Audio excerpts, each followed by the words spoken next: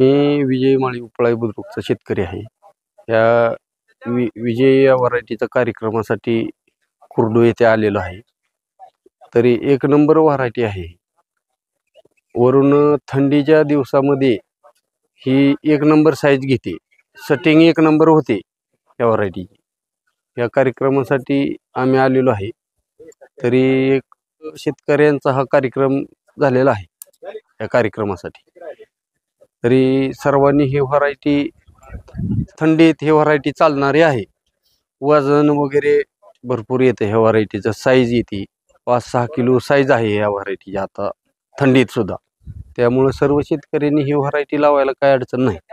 ह्याच्या आधी मी बऱ्याचशा व्हरायटी लावल्या, पण ह्या व्हरायटी सारखी व्हरायटी मला वाटली नाही.